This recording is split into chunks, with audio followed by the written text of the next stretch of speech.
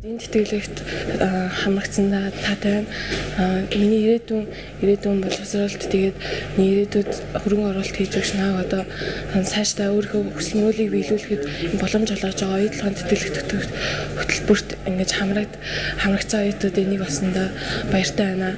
Би энэ тэтгэлэгт хөтөлбөрийг түрүү жил 1-р курсын оюутан байхдаа тэтгэлэгт хөтөлбөрөөр судалж явж байхдаа оюутлогын тэтгэлэгт хөтөлбөрийн талаар мэдсэн. Тэгээд бусад тэтгэлэгт хөтөлбөрүүдийг бодох юм бол илүү ингээд хүн болгонд тэгш боломж олгодог болохоор энэ тэтгэлэгт хамрагдъя гэж зориод тэгээд энэ жил 2-р курсээс угаасаа зарлагдсан юм лээ. Тэгээд энэ жил угаасаа материалаа бүрдүүлж өгөөд тэгээд орсон.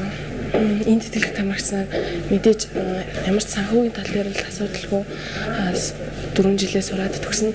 Тэгээд дээрэс нь болохоор өөрийгөө хөгжүүлэх янз бүрийн одоо хэлний тал дээр ч гэх юм уу тэр талын сургалтанд хамрагдахад одоо сар болгоо өгж байгаа тэтгэлэг маань нэлээ ингэж дэмжиж байгаа. Тийм болохоор миний ирээдүйд бол нэлээ том хөрөнгө оруулалт хийж өгч байна гэсэн үг.